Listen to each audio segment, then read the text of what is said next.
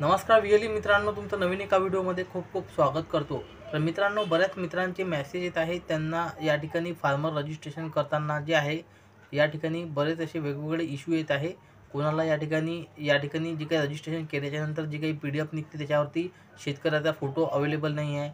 तर काही जणांना मॅचिंग स्कोअरचा प्रॉब्लेम येत आहे, तर काही जणांना जेव्हा लँड डिटेल आपण फेच करतो तर त्या ठिकाणी जी काही तालुका असेल, गावाची नावं असतील किंवा जिल्हा असेल, त्या ठिकाणी माहिती भरायला प्रॉब्लेम येत आहे आणि डिटेल जे काही लँड डिटेल आहे ते व्हेरीफाय होत नाही आहे। तर अशा पद्धतीने मित्रांनो विविध असे प्रॉब्लेम जे काही व्हीएलई मित्रांना येत आहे किंवा आपलं कमी वेळामध्ये जे काही रजिस्ट्रेशन आहे ते कशा पद्धतीने कमी वेळामध्ये जास्त शेतकऱ्याचे रजिस्ट्रेशन कशा पद्धतीने आपल्याला करता येईल याबद्दलची माहिती जाणून घेण्याचा प्रयत्न करणार आहोत। त्यासाठी हा व्हिडिओ नक्की शेवटपर्यंत पहा।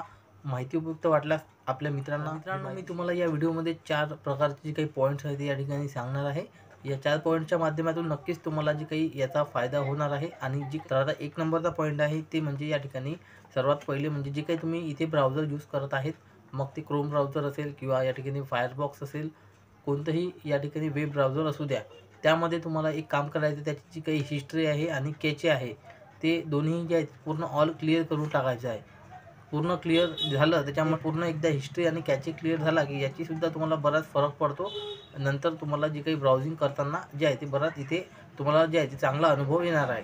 हे झालं 1 नंबरचं काम। त्यानंतर दुसरा नंबरचं आहे जे आहे ते कोणतेही ब्राउझर तुम्ही यूज करत असाल तर तुम्ही जे आहे ते इकॉग्निटो मोड जे आहे ते इथे ऑन करा आणि इकॉग्निटो मोडमध्ये जे काही ॲग्रीस्टॅकची वेबसाईट आहे ते ओपन करा आणि त्याच्यामध्ये वेबसाईट जे आहे ते CSC ID लॉग इन करून त्याच्यामध्ये तुम्ही शेतकऱ्याचं जी काही नोंदणी आहे ती करण्याचा प्रयत्न करा।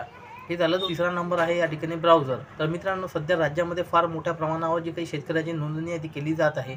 यामुळं काय होतं आहे की सर्वांचं जे काही टायमिंग आहे ते एकच येत आहे आणि सर्व जे काही 90% जवळपास जे काही व्हीएलई आहेत, जास्त जे काही वापर आहे ते या ठिकाणी जास्तीत जास्त वापर क्रोम ब्राउझरचा केला जातो। यामध्ये खूप यावरती ट्रॅफिक असते, त्याच्यामुळं तुम्ही जे आहे ते ब्राउझर चेंज करून सुद्धा पाहू शकता। तुम्ही या ठिकाणी जे काही मायक्रोसॉफ्टचं एज नावाचं या ठिकाणी ब्राउझर आहे, मायक्रोसॉफ्ट एजमध्ये सुद्धा तुम्ही ट्राय करू शकता। याच्यामध्ये सुद्धा चांगला तुम्हाला अनुभव येऊ शकतो, एक्सपिरियन्स, किंवा मग ब्रेव्ह ब्राउझर आहे किंवा मग मोझिला फायरफॉक्ससुद्धा तुम्ही ट्राय करू शकता। अशा पद्धतीचं तुम्ही जे काही ब्राउझर आहे ते सुद्धा चेंज करून पहा। तर आता या ठिकाणी पहिल्या नंबरला तुम्हाला सांगितलं हिस्ट्री आणि कॅचे क्लिअर करायचा। दुसऱ्या नंबरला आहे ते या ठिकाणी इकॉग्निटो मोड, कोणतेही ब्राउझर तुम्ही यूज करा त्याच्यामध्ये इकॉग्निटो मोडमध्ये जे आहे ते ट्राय करून पहा। त्यानंतर 3 नंबरला आहे जे आहे आणि चौथं आणि शेवटचं म्हणजे जे काही महत्त्वाचं म्हणजे या ठिकाणी अर्ली मॉर्निंगमध्ये तुम्हाला हे करायचं आहे। अर्ली मॉर्निंग म्हणजे या ठिकाणी सकाळी तुम्हाला हे जी काही फार्मरची नोंदणीची प्रोसेस करायची आहे, यामध्ये काय आहे, सकाळी एकदम काहीच ट्रॅफिक नसतो। सर्व दुकानं जे काही CSCचे शॉप असतील किंवा सायबर कॅफे असते, सर्व सकाळी बंद असतात। त्यामुळं सकाळी एकदम चांगली नॉर्मल वेबसाईट चालते आणि फास्ट चालते। याच्यामध्ये कुठलाही प्रॉब्लेम, तुम्हाला टेक्निकल प्रॉब्लेम येत नाही। फक्त तुम्ही 2 ते 3 मिनिटामध्ये जास्तीत जास्त एका शेतकऱ्याचं जे काही रजिस्ट्रेशन आहे ते करू शकता। आता महत्त्वाचा प्रश्न म्हणजे तुम्ही म्हणाल की एवढ्या सकाळी आपल्याकडे कोणते कस्टमर येतील? त्यासाठी तुम्हाला काय करायचं आहे, जे काही तुमचे ओळखीचे शेतकरी असतील त्यांना आदल्या दिवशीच तुम्हाला सांगून ठेवायचं आहे की तुम्ही या ठिकाणी तुम्हाला OTP द्यावं लागेल, किंवा ते जर व्यक्ती तुमच्या जवळचे असतील तर तुम्ही त्यांना घरीसुद्धा तुमच्या बोलवू शकता किंवा त्यांना मोबाईलवरती जे आहे ते OTP सुद्धा घेऊ शकता। जे कोणी जवळचे शेतकरी असतील त्यांचं तुम्ही अशा पद्धतीने सुद्धा जी काही नोंदणी आहे ती सकाळी करू शकता।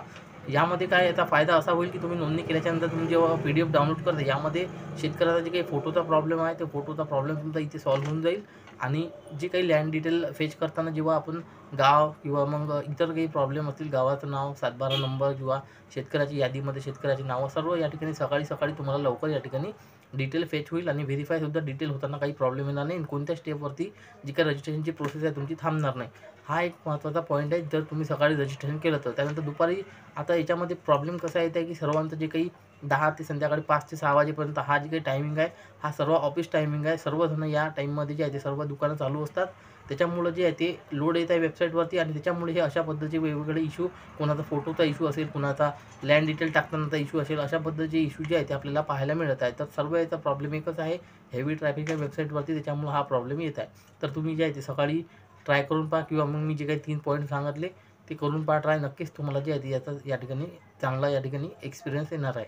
तर अशा पद्धतीचे मित्रांनो हे महत्त्वाचे असे 4 पॉईंट होते। सकाळी बऱ्याच शेतकऱ्याचं जरी जे आहे ते रजिस्ट्रेशन केलं, जे काही शेतकरी आहेत तेवढे कमी होतील आणि मग दुपारचा वेळ जे आहे तुम्हाला इतर शेतकऱ्यांना देता येईल, जेणेकरून जे शेतकरी तुम्हाला या ठिकाणी सकाळी ज्या शेतकऱ्यांचं तुमचं रजिस्ट्रेशन करणं शक्य नाही आहे त्या शेतकऱ्यांसाठी तुम्ही दुपारचा वेळ देऊ शकता, काउंट वाढेल आपला. अशा पद्धतीचा मित्रांनो तुम्हाला फायदा होऊ शकतो. तर हे होते मित्रांनो अशा पद्धतीचे 4 पॉईंट, जेणेकरून जे काही टेक्निकल प्रॉब्लेम येत आहे VLE मित्रांना, या 4 पॉईंटच्या माध्यमातून अशा पद्धतीने तुम्ही जर हे या ठिकाणी यूज किंवा ह्या टिप्स फॉलो केल्या होऊ शकतो. असं ट्राय करून पहा आणि तुम्हाला जर अनुभव चांगला वाटला तर कमेंट करून सुद्धा नक्की सांगा. असे जाणून घेण्यासाठी चॅनलला सबस्क्राईब करा. धन्यवाद संपूर्ण व्हिडिओ पाहिल्याबद्दल. जय हिंद, जय महाराष्ट्र. पुन्हा भेटूया अशाच महत्त्वपूर्ण व्हिडिओमध्ये. तोपर्यंत धन्यवाद.